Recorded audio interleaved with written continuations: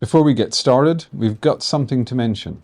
The Berthon team will be at the Palma International Boat Show in Superyacht Village from the 29th of April through to the 2nd of May. We'll have a selection of brokerage yachts on display, including the H66 No Code, the Spirit 76 Nazgul of Fordell, the Swan 77 Invictus, alongside the new Solaris 50 and Solaris 64 RS. If you're attending, do come and find us on the dock or get in touch if you'd like to arrange some time on board. Thank you, and back to it. Hey, how you doing, Tim? All right, good morning, Joe. How are you? You good? Good, thanks. Can you hear me all right? Yeah, not too bad at all. Not too bad. Okay, perfect. Yeah, this is my first time, so like anything the first time, I'm slightly nervy about it. I've got Harry on my shoulder. I'm plugged in like some sort of a robot. Brilliant. So have you had other contributors to the article doing the podcast as well, or like Ocean Skies? Did they do a podcast as well? They haven't done yet. Oh, okay. You're the first one from our articles. Oh, nice one. So it goes. Yeah, it'll be fine. So good morning and welcome to Berthon here in Leamington for our latest podcast. And I'm joined by Joe Francis from PKF Francis Clark. Good morning, Joe. Good morning, Tim.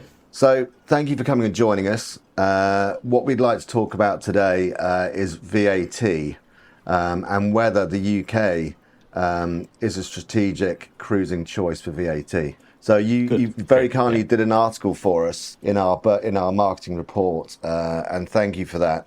It was very useful to have the VAT update, which everyone ought to read. And as you know, and everyone else should know, you are Berthon's go-to people for VAT advice. So please, could you just walk through the services you guys offer?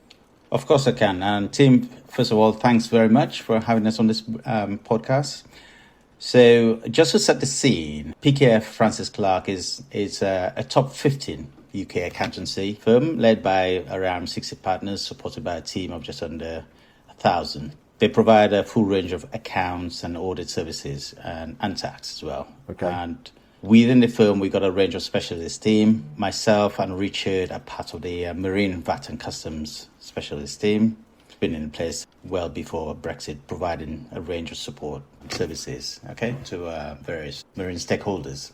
Right. So just to quickly give you a feel, so with British Marine, we work closely with them to provide a BM indirect tax helpline. We work very closely with vessel owners and operators when they engage directly with individuals in buying and operating and selling vessels, right, within the UK overseas, and various other marine suppliers that have a stake in the marine side of things as well. So we provide a whole range of services across the sector, ensuring that VAT is efficient and leakage is minimum. Just one more area I should mention is that we are often asked about what structure to buy a vessel in. Yeah. And that typically arises where, say, for example, a prospective buyer is looking for some finance, and the finance company has stipulated that they should buy through a corporate structure. Okay. And that could be a limited company or a LLP. And whilst the VAT position is usually similar, the outcome is similar, the direct tax provisions can be a bit tricky, namely the benefit in kind provisions. Yeah. So it's something that we can provide advice on using our specialist tax colleagues. Okay, so that's an SPV, a special purpose vehicle, essentially. Exactly, yeah. Okay, fantastic. So in this year's article, you featured the UK as a flexible and efficient tax base for both leisure and commercial operations. Now that the Brexit tax and customs landscape has settled, could you discuss with us a little more, please, and give us a bit more information? Of course, yes, I can. So post-Brexit, the UK position, perhaps with some exception to Northern Ireland, is now much clearer. And if the rules are applied correctly, it should offer multiple, well-defined routes to manage UK VAT and customs exposure for different yachting scenarios. Okay, so let's take, for example, leisure. This includes temporary admission as a straightforward way for many non-UK flag yachts to enter without any import VAT. Yeah, right. So with the TA time limit now extended to 24 months, plus the various TA that you can have for public events, very, very viable. this route provides, you to bring your boat in for regattas and trade shows. Yeah. So it's a very valuable relief, and of course we've got the return goods relief, where in some cases the 3-year time limit can be waived. Okay. So for commercial operations, the VAT accounts will depend on the nature of the activity, and we differentiate typically between bareboat charter, which would normally be standard rated, and passenger transport, which could be zero rated if the necessary conditions are met. Okay, so it's very interesting. So on the subject of TA or temporary admission in the UK, how does this compare to the European equivalent, would you say? Okay, well, let's start with the UK position first. The temporary admission, which is often referred to as TA rather than the full name. Okay, so what is it? So TA is actually a customs relief. It allows a non-UK vessel to enter and be used in UK waters without paying import VAT and any duty for that upfront. Generally, if TA doesn't apply, you might be faced with declaring import VAT or paying import VAT on entering the UK. Okay. So because the import is treated as temporary rather than a permanent import into the UK, free circulation, in practice is most relevant where a yacht does not have UK VAT paid status. Yeah. So there are various conditions. I'll just quickly go through them to qualify for TA.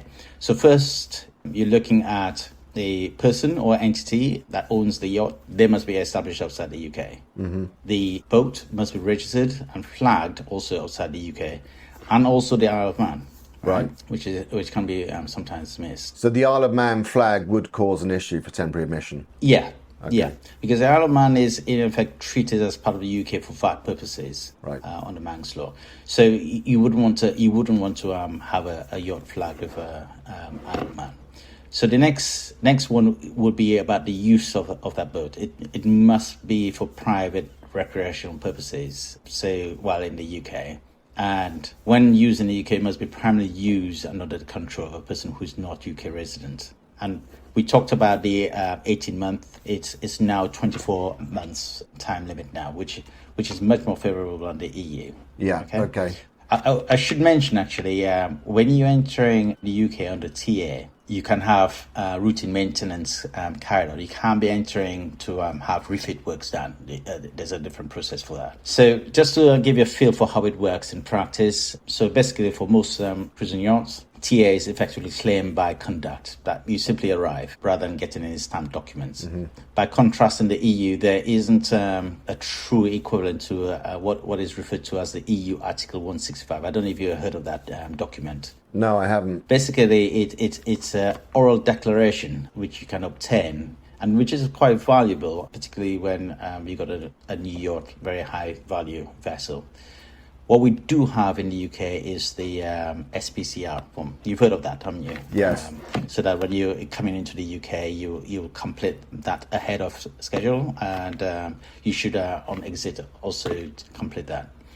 So that's generally how TA is claimed in the UK. You just arrive and you claim it by conduct, and there's a couple of forms that you fill out. And to reset the time limits, generally on leaving UK waters, that's it, going beyond the 12 miles, you exit the UK and then you reset the time limits, and then you can come back into the UK and begin a new period. Stay with us. We'll be right back. Just a quick pause in the conversation. Each year, Berthon publishes a market report reviewing yacht sales across the previous 12 months and looking ahead to the trends shaping the market. It's based on real transactions and conversations across our international brokerage network, so it gives a clear view of what's actually happening, rather than just sentiment. You can find the latest report on the Berthon website. Thank you, and let's carry on. Okay. Yeah, so that leads me on to what was my next question. And that a lot of people think that going into international waters is enough to reset a TA, or indeed to sell a yacht. What is the case for the UK and also in the EU on that? Yeah, it's a bit confusing, and we've had mixed messages from our own tax authorities, and we know that is the same in the EU as well. Okay, so let's take the UK first. So we know what counts as the UK is 12 nautical miles, right? Yeah. So beyond that, you're outside of the UK, and generally to reset, your temporary admission, which is a customs procedure, HMRC generally accept that 12-mile dip is fine. Okay. Right? So you go out 12 miles, you come back, and that's okay to reset the time limits. And to be fair, it's been consistent on that point. HMRC has been consistent on that point. The problem that we've come across is, and that's to somewhat reflected in the VAT notice, is when you're exporting a boat from the UK. So if you're exporting a boat from the UK, that would be zero rated, subject to satisfying the export conditions. And one of those export conditions is that the boat must be removed from the UK. And this is where the question of, is 12 miles evidence of an export? Yeah. The customs CDS system allows for an export in international waters. But when you read HMRC's notice, it talks about to another customs territory. Okay. Or something like an oil rig, which indicates that they will not accept that if you just go 12 miles out, do a transfer in international waters, and the buyer brings it back in, they may not accept that as an export for VAT purposes. Right. Which, of course, means VAT is due. And on a luxury asset, that could be a massive VAT exposure. And you don't really want to have an argument with HMRC or any tax authority for that matter of fact. So similar rules, similar approach taken in the EU, but interestingly, the various countries accept 12-mile dip for both the customs and the VAT. And in some cases, particularly in France, for example, you could be purchasing a yacht for export. And there's in different parts of France, I think this is exercise, the yacht doesn't actually have to leave the territory at all. Right. It can go directly from an export to a TA regime without it actually moving at all. Yeah. So we find that very unusual, but very practical at the same time. Yeah. Which our tax authorities will adopt that. So that is different. So in the past, I've done a lot of closings in international waters. It's just it's a simple case of an entry into the logbook and some sort of evidential proof on the GPS of your coordinates. Yes. So if you're saying that might not be the case in the UK, then is that where an option of maybe going down to Guernsey would be beneficial? 100%. Yeah. That marks a different customs territory, doesn't it? Yeah. And so you can have the evidence for that. But yeah, I mean, the point is, if there is going to be an export of the boat, and the buyer is going to be able to return to the UK under TA. Yeah. Just thinking of the environment position, if this chap is buying a motorboat, he's got to go all the way to Guernsey just to satisfy this condition, and then he's free to come back, and burn up a lot of fuel in the meantime. So the French approach seems very practical and seems reasonable to me. So it'd be great if it extended in due course elsewhere. Okay, interesting. And you briefly touched on this earlier, the question of returned goods relief.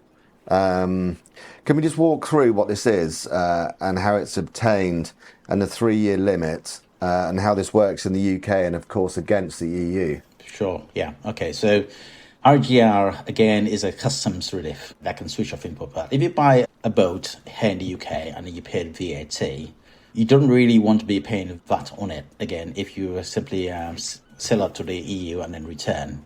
Okay?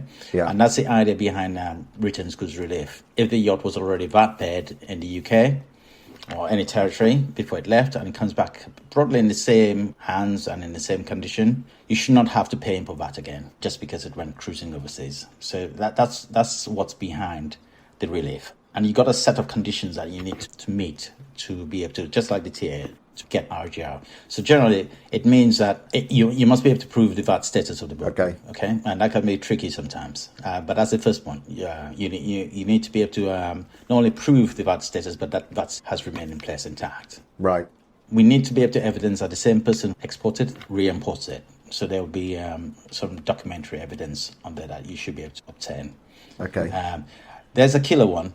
It's got to be returned in the same condition. So you could have a situation where the boat leaves the UK, right? Right. And it's outside the UK for quite a long time and goes through a major refit in Spain and then tries to return to the UK under RGR. Technically, that boat will not qualify for RGR. So if you're anticipating any refits to the boat while it's outside of the UK in that sort of situation, you really need to plan ahead. Okay. Is this defined? So I guess if you're in Palma and you get hauled out and you replace, anodes and you have anti-fouling, have a polish, and then go back in, I guess that's not considered a refit. Yeah, I mean, maintenance is fine. And what if you had something like a rig survey, and if you actually had the rig pulled, so that essentially the boat was dismantled to a point, but it's not an upgrade, it's just sort of routine maintenance? So long as you can fit it with an agios that it fits within maintenance. Okay. Then you're okay. It's anything that's to do the improvement of the yacht that goes beyond the state of play of it. Listen, this can be a grey area between what is routine maintenance and what is not, and this is where you documentary evidence is absolutely key here. Okay. Because you can spend quite a lot of money on routine maintenance, which could seemingly seem like improvement works, but when you look at it in detail, it fits within the concept of maintenance. So this is something that you got to assess on a case-by-case basis. All right. Okay. So in this case, you guys would be, the advice would be really to speak to yourselves and say, this is our plan. We're planning on doing this winter on the boat.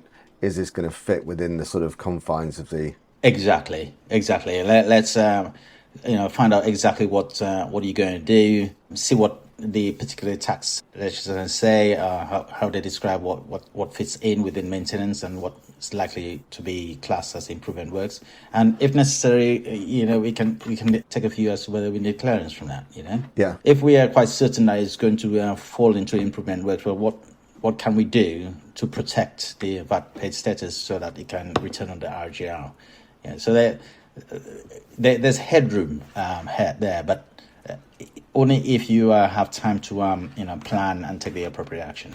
Okay, and say it's deemed that you have done more than what's acceptable, and you try to come back into the UK and RGR, will you just lose your VAT status? Well, potentially yes. Right. If you look at interpreted rules technically, now there is a process where, depending on how you did the export, to protect the VAT paid element status of that boat, and then just declare VAT on the improvement works. Mm-hmm. There might be scope for that, so that you don't declare VAT on the whole vessel again. But that's where, you got to plan it out and see what reliefs are available that you can exploit. Okay, so I'm just going slightly off piste here.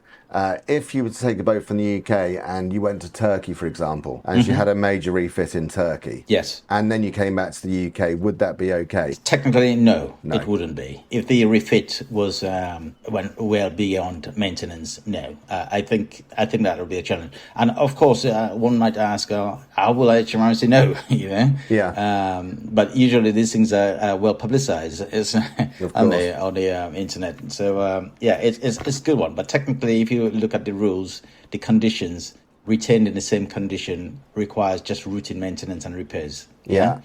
Major refits, upgrades would not be acceptable. And I'll just cover off the time limit. So standard rule is 3 years in the UK. Right. But, for private yachts, you can waive that. But that's on application. And that will depend on the particular circumstances. In the EU, it is 3 years, but subject to the particular circumstances at play, you might be able to get an extension to the 3 year, but you need to apply in advance for that. Okay. So, for example, a typical situation would be the weather. If you kind of return back because of the weather conditions. And again, we've had experience where we've had to, where we've assisted clients in getting an extension. Definitely one in advance. And I'm pretty sure one retrospectively. Right, okay. Which was an interesting one. So, yeah. Yeah, so this has got to be really made sure and fast that you've got this right, because you could be talking a significant lump of money if you get this wrong and you come back into the UK. 100%, yeah. So, as well as that, of course, documentary evidence is key here, Can you evidence when you exit, what documents have you got, and returning, etc.? How do you do that? By conduct. You can come back by freight, and there's, you can still get the relief. But the whole point of RGR is that you don't have to pay any import VAT or duty on returning. Okay. Oh, that's very good to know, and obviously something that's extremely important. So we'll move now on to how commercial operations differ from leisure use in the UK. And temporary admission is generally not available for commercial use. Can you talk us through these options in this case? Yeah, it's quite straightforward, really. TA, one of the conditions is that it prohibits business use. All right. So for commercially operated pleasure crafts, TA is not, should I say, generally not available in the same way as for if you're arriving for leisure use. Just one exception, right? Important exception, I suppose, to highlight in terms of the world that we operate in. And that is yachts that are providing passenger transport, which is a really valuable relief, actually. There is a small exception for passenger yachts. They can come in under a specific TA relief, right? Make supplies of passenger transport in the UK without having to be formally imported, all right? Now, passenger transport can be zero rated if the conditions apply, or they can be taxable if the conditions are not met. But regardless of what the VAT liability is, the tier relief can still be applied, which means that no import declaration required. Right. Okay, interesting. Okay, something you touched on briefly before, which I have to say is completely new to me, is the unfettered access relief, or UAR. I understand this is something available in Northern Ireland. Yes. Novated under the Windsor framework. It seems very interesting. We were fascinated to read about it in your article. Could you possibly unpack this for us and educate me slightly? I'll try, but I'm warning you, it's quite complicated. Yeah, this is a very interesting relief, and as time goes on, we getting more and more queries from Northern Ireland residents mainly on the transactions, including buying and selling the boats. Okay, so essentially, unfettered access relief allows you a free pass from Northern Ireland to GB without having to go through a formal import declaration. That's objective behind it. All right, so it allows effectively free movement from Northern Ireland to GB. Yeah. The issue is, how do you know? Because one of the conditions is that the vessel must be a qualifying Northern Ireland good, right? And how do you know your goods qualify? So it qualifies generally, broadly, if the yacht has EU VAT paid status, or indeed VAT accounting status, right? And it moves from, say, France to Northern Ireland, then that means it's in free circulation in Northern Ireland. If you have that sort of situation, then that vessel can move from Northern Ireland to Great Britain, anywhere in Great Britain, without having to do a formal import declaration. Yeah, right. Which is great, because if you can avoid a formal import customs declaration, in most cases it avoids other issues relating to say capital goods scheme for for vessels where there's private use. That's a different subject. I don't think we have time to cover here. Okay. So that's the general concept behind it. If you are able to move the vessel to GB under the status, certainly for and that's the interesting bit, for private pleasure crafts, you can actually sell that pleasure craft in GB without incurring any VAT. There won't be any VAT liability, and that has been confirmed by HMRC. Right. But there's a massive pitfall, because if you do so, then you lose the EU VAT paid status, number one. All right. Right. And while you can roam UK waters without having any further VAT liability, as soon as you leave the UK waters and then you're trying to come back, you're going to have to pay some import VAT. So you lost on both counts. you now have a boat that hasn't got EU VAT paid status and it hasn't got UK VAT paid status. So it's not great. But imagine that, right? If you have a UK guy that has a VAT paid vessel in the EU and he wants to bring it back into the UK, it should be possible for him, if the itinerary involves passing through Northern Ireland, for him to enter GB without having to pay any import VAT, which is quite a good thing. Yeah, absolutely. So from a broker's point of view, so say a family have bought a boat in the south of France or Spain. Boat's EU VAT paid, they've done their time in the Mediterranean and they want to go cruising the UK, they want to do Scotland, so they go via Northern Ireland, they come back down into the UK, and they never leave the UK and decide to sell the boat in the UK. What would her VAT status be at the point of sale? Well, there won't be any VAT due, and we've got confirmation of that. So long as it came across us with the unfettered access status, selling the boat in GB will not raise any VAT liability in that sort of scenario. But of course, as I mentioned, it then loses the EU VAT paid status. And when the new owners take that boat out of GB to bring it back in, they would have to pay some VAT on it, unless of course, understood. They can qualify for TA, UK TA. Right. Okay. So it's an interesting one. Yeah.